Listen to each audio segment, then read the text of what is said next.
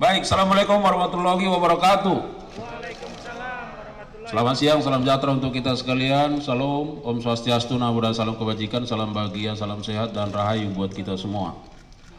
Yang tentu sama-sama kita hormati hadir pada kesempatan yang baik ini, Pak Direktur Penyidikan, Pak Direktur Penuntutan, Pak Direktur UHEKSI, Upaya Hukum dan Eksaminasi, Pak Kasubdit Penuntutan, Pak Kasubdit Penyidikan, Pak Kasubdit Humetmas, dan dari Kejari Jakarta Pusat, serta rekan-rekan media yang sangat-sangat kami hormati.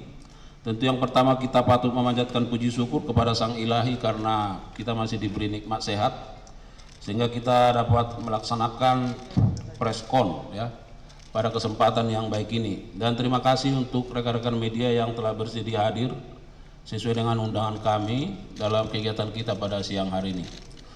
Bapak Ibu sekalian dan rekan-rekan media, dapat kami sampaikan sebagai pengantar, nanti ada dua hal penting yang kegiatan kita pada siang hari ini, masing-masing Pak Direktur Penuntutan dan Pak Direktur Penyidikan akan menyampaikannya nanti.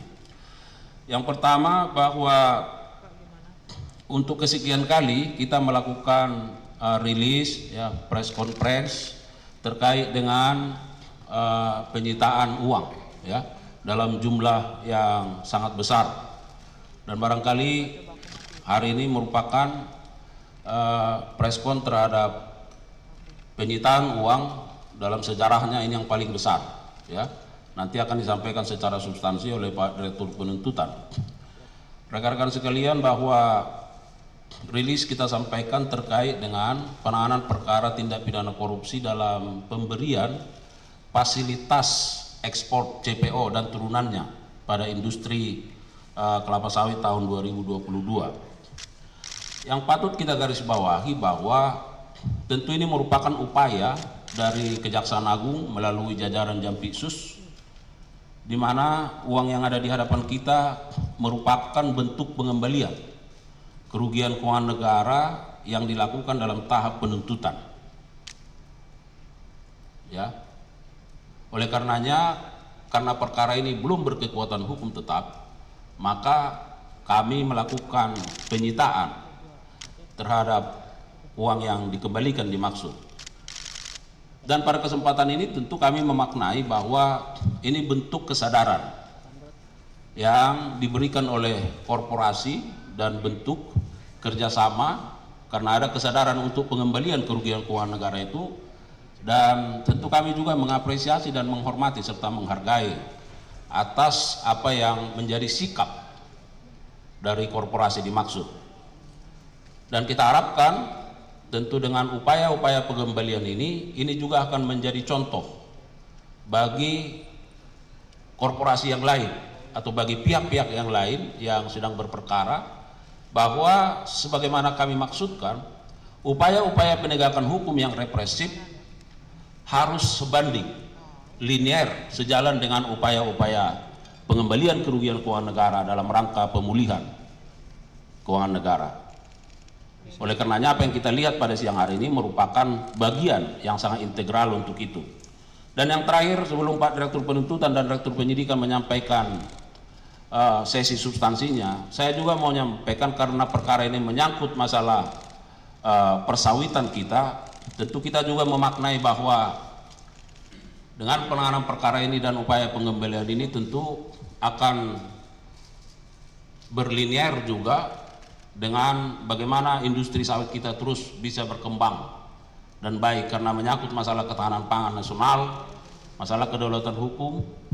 Oleh karenanya kita akan terus mendorong bagaimana perbaikan tata kelola terhadap industri-industri persawitan yang sekarang sedang berjalan.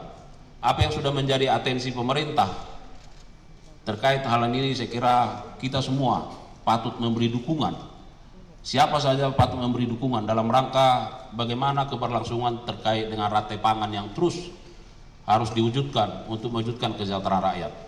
Saya kira itu yang menjadi stresi yang bisa kami sampaikan. Terima kasih kepada rekan-rekan media, dan saat ini kami persilakan kepada Pak Direktur Penuntutan untuk menyampaikan rilis substansinya. Kami silakan.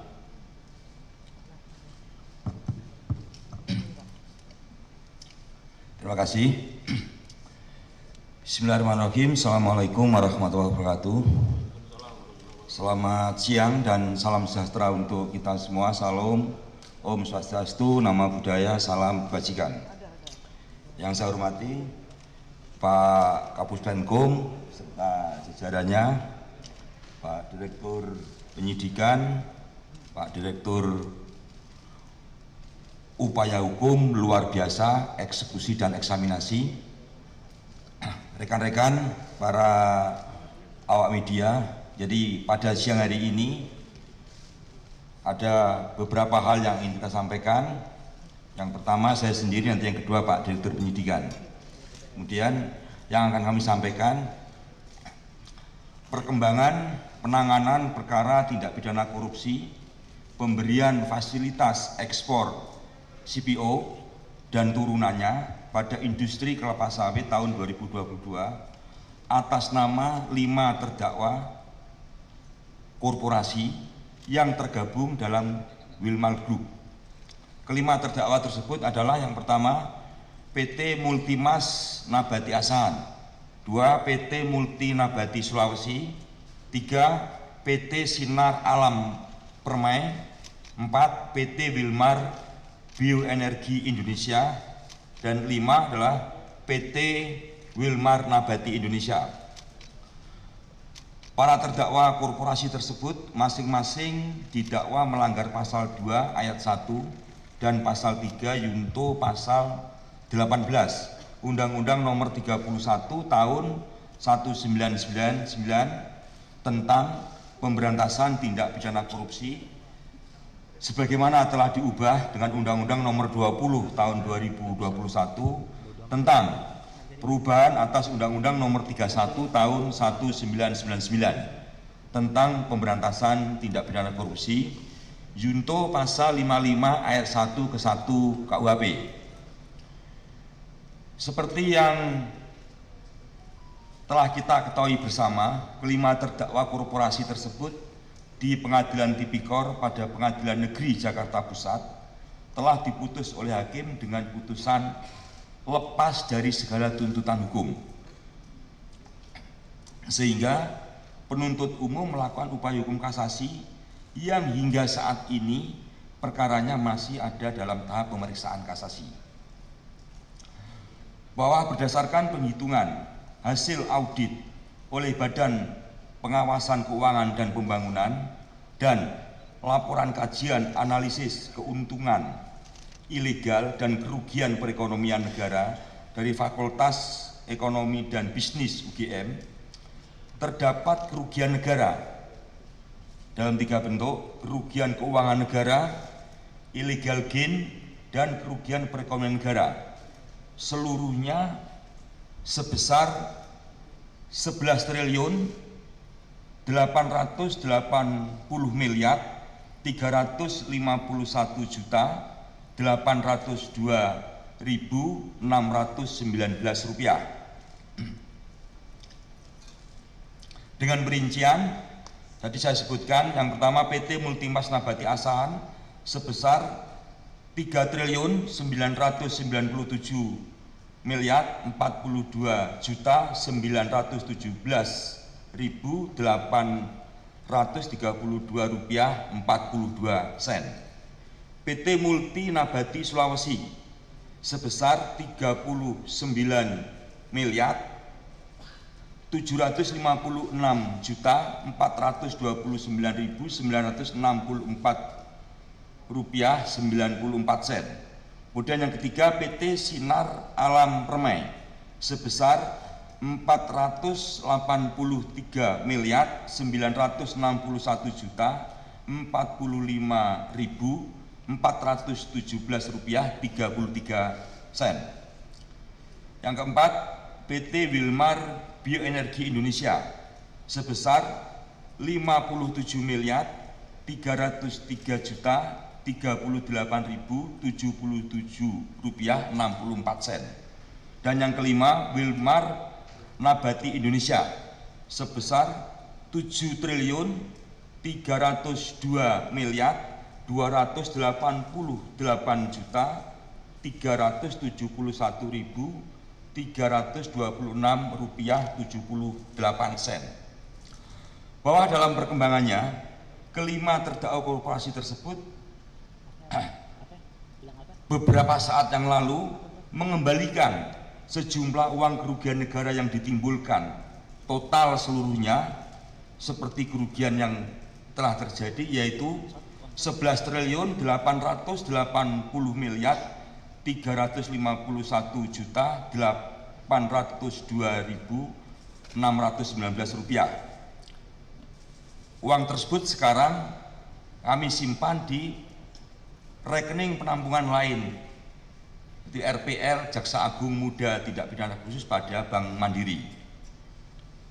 Bahwa selanjutnya terhadap jumlah uang yang telah dikembalikan tersebut, penuntut umum telah melakukan penyitaan berdasarkan penetapan izin penyitaan dari Ketua Pengadilan Negeri Jakarta Pusat nomor 40-pit-sus-TPK-2025 PN Jakarta Pusat.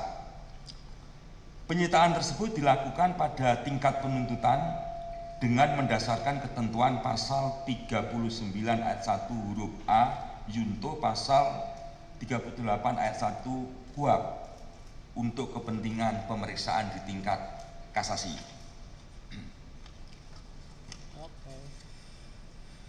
Selanjutnya, setelah dilakukan penyitaan, kami mengajukan tambahan memori kasasi yang sebelumnya sudah kita ajukan, yaitu memasukkan uang yang telah kami sita tersebut menjadi bagian yang tidak terpisahkan dari memori kasasi, sehingga keberadaannya dapat dipertimbangkan oleh Hakim Agung yang memeriksa kasasi, khususnya terkait uang tersebut, supaya dikompensasikan untuk membayar seluruh kerugian negara yang ditimbulkan akibat perbuatan korupsi yang dilakukan oleh para terdakwa korporasi. Para rekan media, yang kita lihat sekarang ini di sekeliling kita ini ada uang, ini total semuanya nilainya 2 triliun. Uang ini merupakan bagian dari uang yang tadi kita sebutkan 11 triliun 851.802.619 rupiah. Jadi kenapa tidak kita rilis secara bersama senilai jumlah tersebut? Ini karena faktor tempat dan faktor keamanan tentunya, sehingga kami berpikir jumlah ini cukup untuk mewakili jumlah kerugian negara yang timbul akibat perbuatan para terdakwa korporasi yang tergabung dalam Wilmadgroup. Demikian rilis kami siang ini. Waktu dan tempat saya kembalikan pada Pak Kapus Penkum. Ya baik, terima kasih untuk Pak Direktur Penuntutan. Jadi harapan kami rekan-rekan media mungkin bisa lebih lama mengamati dulu uang-uang yang sebanyak ini ya. Kemudian kami persilakan kepada Pak Direktur Penyidikan untuk menyampaikan substansi lainnya. Silakan. Assalamualaikum warahmatullahi wabarakatuh. Yang saya hormati Bapak Kapus Penkum beserta jajaran yang hadir siang ini. Kemudian Pak Direktur UHLB dan EE, Pak Direktur Penuntutan yang tadi sudah menyampaikan beberapa hal kepada teman-teman media. Dan yang terakhir yang sangat saya hormati teman-teman media yang siang ini hadir untuk meliput kegiatan yang secara rutin atau berkala dilakukan oleh Pak Kapus Penkum di Kejaksaan Agung Republik Indonesia. Pada siang ini saya ingin menyampaikan perkembangan penyidikan terkait dengan suap, yaitu setelah perkara korupsi pemberian fasilitas ekspor CPO dan turunannya pada industri kelapa sawit tahun 2022 dinyatakan onsela.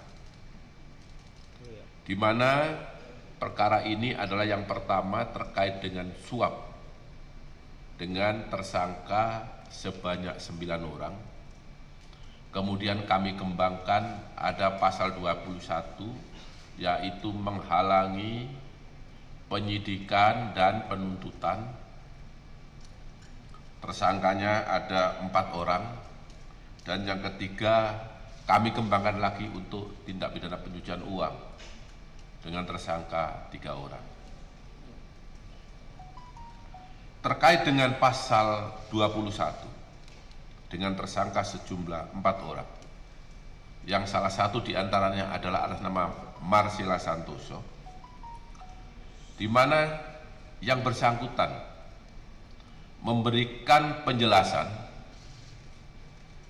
secara sukarela bahwa dirinya pernah terlibat dalam pembuatan beberapa konten negatif dengan pihak ketiga, yaitu dengan tersangka Tian Baktiar selaku Direktur JEK TV dan dengan M. Adian Muzaki yang menggerakkan 150 buzzer. Tujuan daripada menggerakkan buzzer dan Direktur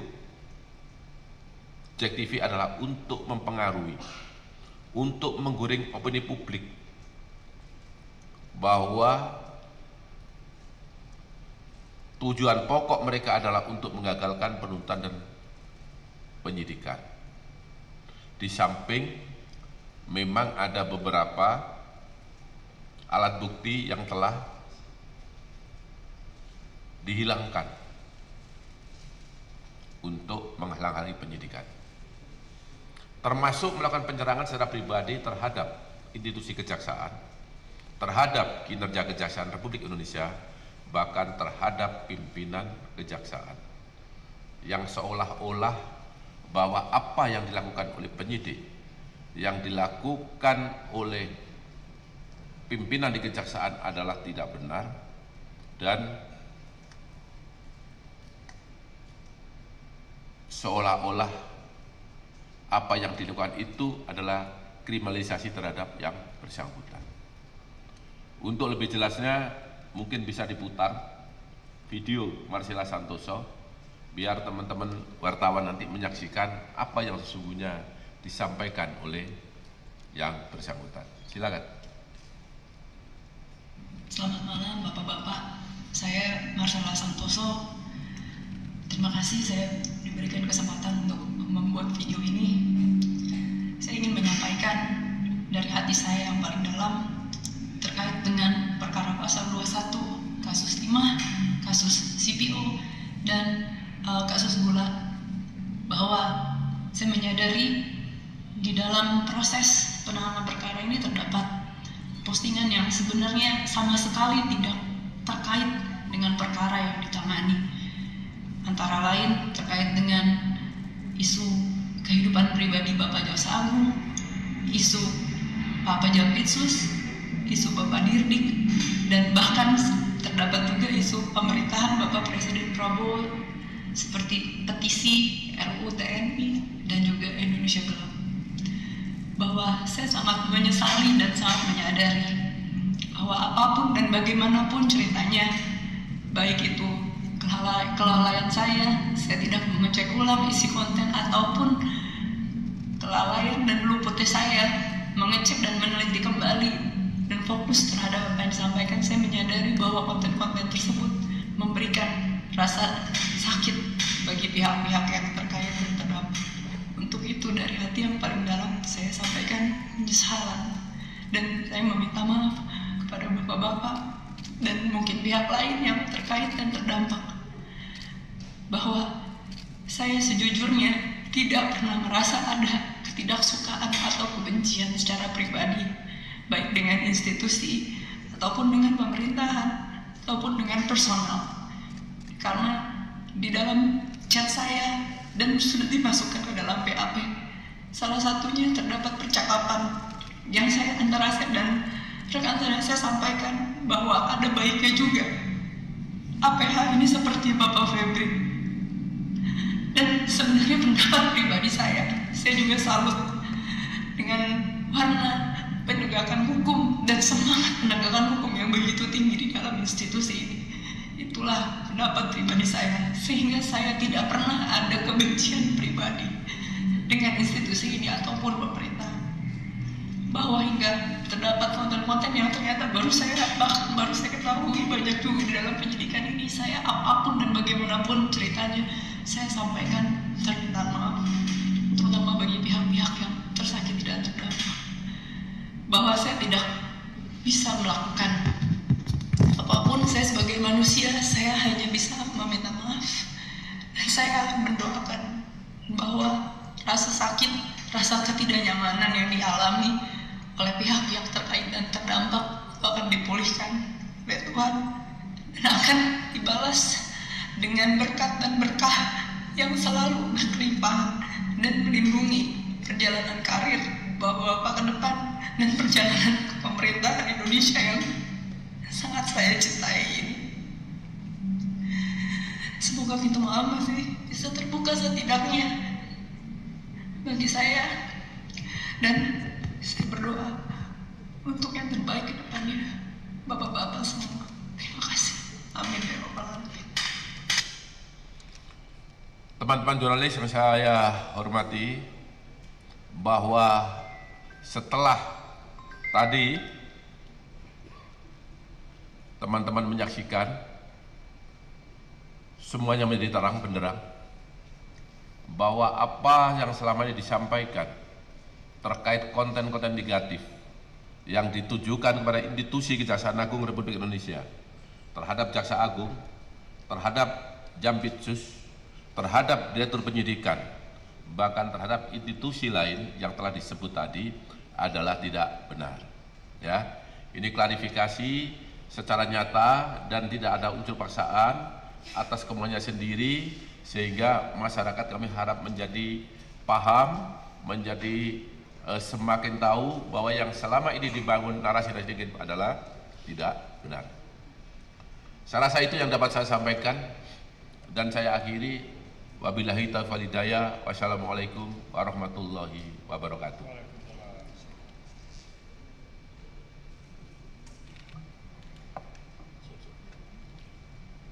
Baik, rekan-rekan media, yang pertama karena yang bersangkutan menyampaikan dengan terbata-bata, saya lihat tadi kita hening, ya agak tegang saya lihat. Itu menandakan ada rasa empati juga dari rekan-rekan media. Ya.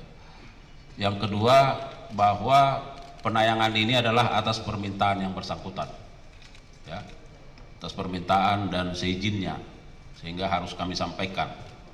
Mumpung kita preskon terkait dengan pengembalian kerugian keuangan negara, penyitaan uang ini, maka kesempatan ini kami gunakan karena ada juga kaitannya, ya.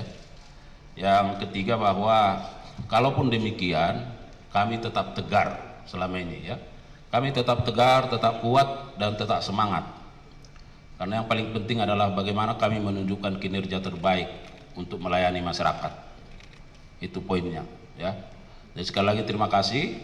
Rekan-rekan media, kita buka sesi tanya jawab, kalau ada silakan, tidak usah banyak-banyak karena sudah lengkap. Ada dari kompas.com, kasih mic-nya, silakan Mbak. Yes, okay. Selamat siang Bapak-Bapak, saya Sela dari kompas.com. Pertanyaan saya ada dua Pak. Satu terkait dengan yang CPO Wilmar itu, tadi kan sebenarnya Pak Hari sempat menyebutkan kalau uang 11T ini akan digunakan untuk membangun kembali atau memperkokoh lah sawit di Indonesia, industrinya. Itu maksudnya nantinya setelah keputusan ini inkrah, apakah 11T ini akan dikemanakan uangnya? Apakah memang jadi keputusan negara atau memang sengaja dibuat untuk ini untuk mungkin kita membeli lahan sawit lagi atau membuat teknologi baru lagi seperti itu nanti akan seperti apa Pak? Karena kan di Kejagung sendiri ada Satgas PKH ya, apakah penyalurannya akan melalui sana atau prosesnya seperti apa? Kedua Pak, terkait dengan pernyataan dari si Marcella, ini kan tadi memang disebutkan fokusnya Kejagung adalah soal narasi negatif kepada Kejagung, tapi tadi Marcella sempat menyebutkan soal ada RUU TNI, RUU Indonesia Gelap, itu apakah maksudnya dia menunggangi momen itu atau justru dia yang membuat isu itu sebenarnya Pak? Itu kan dua hal yang berbeda ya, karena kan RUU TNI dan RUU demo-demo lain itu kan berasal dari suara masyarakat lah, apakah memang dia juga yang membuatnya? Itu aja, terima kasih Pak. Baik, silakan Pak Dirtut dulu, baru nanti Pak Dirdik. Oke, terima kasih. Tadi kaitan dengan CBO ini, uang yang sudah disita ini mau dikemanakan? Apakah mau dipakai untuk kegiatan pembangunan tata kelola sawit yang sekarang dilakukan perbaikan, ataukah ini bagaimana? Jadi saya jelaskan ya, terkait uang penyitaan ini hubungannya dengan perkara tidak pidana. Maka uang ini nantinya akan dikemanakan adalah sesuai dengan putusan perkara pidana itu sendiri. Jadi simpel seperti itu. Nah, jadi tidak ada kaitannya dengan kegiatan Satgas PKH. Jadi ini pure lari atau murni penanganan perkara tidak pidana korupsi yang nantinya kemana uang larinya akan disesuaikan dengan atau dilaksanakan sesuai dengan putusan Mahkamah Agung setelah nanti diputus. Itu, terima kasih. Ya, artinya bahwa saya sampaikan tadi perlu ada perbaikan tata kelola di industri persawitan kita karena pengembalian kerugian keuangan negara ini menjadi salah satu contoh ya bahwa ada sesuatu yang missing di situ karena ada masalah ya itu. Bahwa nanti terkait putusannya seperti apa tentu akan dilaksanakan oleh jaksa selaku eksekutor. Baik, silakan Pak Dir. Terima kasih, pertanyaan yang bagus ya. Bahwa apa yang dilakukan oleh Marcella Santoso, apa yang telah diakui oleh Marcella Santoso sebagaimana tayangan yang kami barusan tayangkan adalah atas permintaan yang bersangkutan. Ya, yang bersangkutan memberikan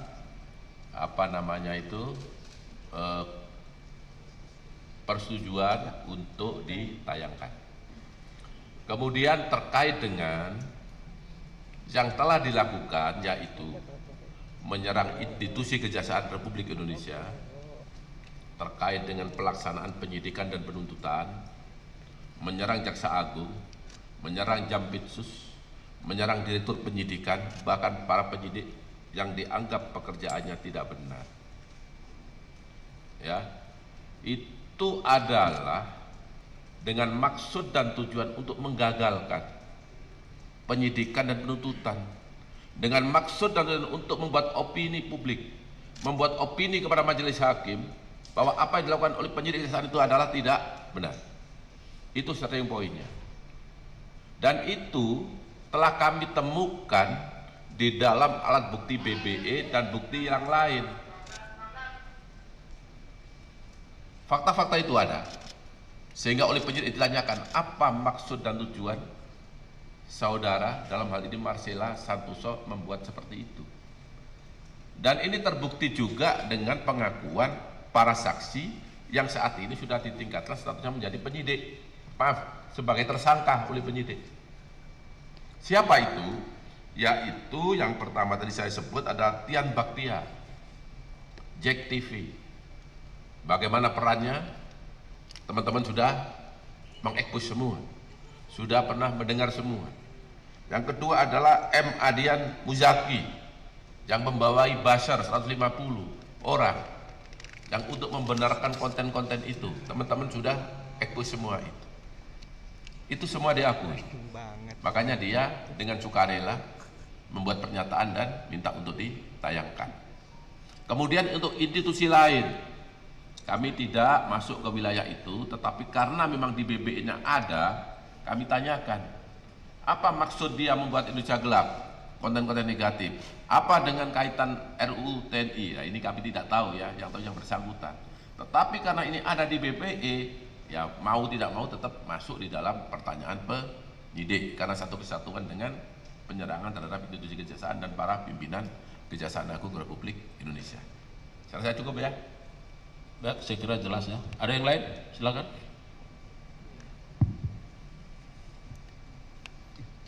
Selamat siang Pak. Saya Arya dari Harian Kompas. Mau tanya terkait dengan kasus yang ini untuk penyitaan uang ini. Kan terdakwa itu ada 3 korporasi Pak, ini kan baru Wilmar Group. Lantas bagaimana dengan grup yang lain yaitu Permata Hijau Group dan Musimas Group? Apakah mereka juga mengambil langkah serupa? Bisa jawab, terima kasih. Baik, silakan Pak Dirtut. Terima kasih Mas Arya. Jadi betul saya perjelas juga perkara ini ada 3 grup yang total korporasinya sebenarnya adalah 17 korporasi. Untuk Wilmar ini ada 5 korporasi yang tadi sudah kita sampaikan. Terus kemudian untuk Permata Hijau itu ada 5 korporasi. Kemudian untuk Musimas Group ini ada 7 korporasi. Nah, saat ini yang telah mengembalikan kerugian keuangan negara akibat perbuatan korupsi yang dilakukan oleh kelima grup Wilmar telah utuh dikembalikan. Nah, untuk Permata Hijau dan Musimas Group kita berharap ke depan mereka juga melakukan pengembalian seperti yang dilakukan oleh Wilmar. Nah, nanti akan kita rilis juga seperti ini kalau ada pengembalian yang dilakukan oleh kedua grup tersebut. Terima kasih. Ya, saya kira jelas ya. Yang lain, satu lagi, cukup? Silakan, Mas. Terima kasih Pak Kapus, izin menambahkan tadi. Tadi kan udah disebut kayak Permata Hijau Group dan Musimas Group itu belum sama sekali atau sudah sebagian. Ini kan dari 11 triliun ini kan saya lihat bagian dari tuntutan uang pengganti oleh jaksa penuntut umum ya, dan di dalam tuntutan sendiri ada juga Permata Hijau Group itu sekitar 937 miliar dan juga Musimas itu ada 4,8 triliun. Ini mereka sudah mengembalikan sebagian atau tidak sama sekali atau bagaimana? Itu yang pertama. Dan yang kedua itu soal pengembangan kasus suap perkara CPO korporasi gimana? Ini kan sejauh ini baru dari pihak legal Wilmar aja yang tersangka MCMS. Dan pengembangannya gimana? Ini kan ada 2 korporasi lain juga, Permata Hijau dan Musimas. Dan juga ada dugaan mengarah suap ini ada atas perintah dari jajaran direksi atau komisaris. Apakah Kejagung sudah mendalami hal itu? Soalnya beberapa pihak seperti Ngaki atau beberapa pengamat aktivis korupsi lainnya melihat kok yang pemberi suap donaturnya hanya sekelas legal aja. Itu aja saya kembalikan, terima kasih. Baik, yang pertama untuk Pak Dirtut, yang kedua nanti Pak Dirdik. Silakan. Terima kasih ya. Tadi pertanyaan yang mungkin lebih ditajamkan lagi dari Mas Arya, apakah kedua grup selain Wilmar Group sekarang ini sudah mengembalikan? Mereka sedang berproses ya. Kita harapkan mereka akan mengembalikan secara utuh juga. Itu jawaban dari kami. Terima kasih. Silakan Pak Dirtut, Dirdik. Terima kasih. Terkait dengan pengembangan perkara suap, memang sampai saat ini penyidikan sedang berlangsung. Mungkin dalam waktu yang tidak terlalu lama segera kami limpahkan ke tahap penuntutan untuk dalam persidangan di pengadilan. Berdasarkan alat bukti yang diperoleh oleh penyidik, sampai saat ini penyuap dari Wilmar Group adalah Muhammad Syafi'i yang kebetulan jabatannya adalah sebagai legal. Ya. Pertanyaannya adalah apakah ada tersangka lain? Itulah yang saat ini sedang kami cari. Tetapi penyidik bekerja berdasarkan alat bukti. Ketika alat bukti cukup, siapapun yang terlibat pasti akan ditetapkan sebagai tersangka. Kalau memang belum ada, berarti kami belum mendapat kecukupan alat bukti untuk pihak lain. Karena tidak semudah apa yang digambarkan orang di luar sana bahwa semua itu korporatif. Tidak semua dibuka terang benderang. Nanti silakan disaksikan di pengadilan apa jawabannya dia. Ketika nanti ada tersangka lain, pasti penyidik akan tetap sebagai tersangka. Ya, itu jawabannya. Baik, saya kira cukup ya. Sekali lagi terima kasih untuk Pak Dirtut, Pak Dirdik, Pak Direktur Weksi dan jajaran. Sekali lagi terima kasih yang tulus kami sampaikan kepada rekan-rekan media dan seluruh lapisan masyarakat yang selama ini telah memberikan dukungan yang terbaik bagi institusi kejaksaan yang terus bergerak ke arah yang lebih baik. Semoga dengan upaya-upaya kerja keras kita ini, maka bagi kami masyarakat akan terus terlayani dengan kinerja-kinerja terbaik yang akan kami torehkan secara terus-menerus. Sekali lagi kami terus menginginkan ada dukungan dari media, dari masyarakat. Kita bersama-sama melakukan penegakan hukum yang bermartabat dan tentu sesuai dengan kapasitas kita masing-masing. Sekali lagi terima kasih, salam hormat. Kalau ada kekurangan mohon maaf. Billahi taufiq wal hidayah. Wassalamualaikum warahmatullahi wabarakatuh. Waalaikumsalam.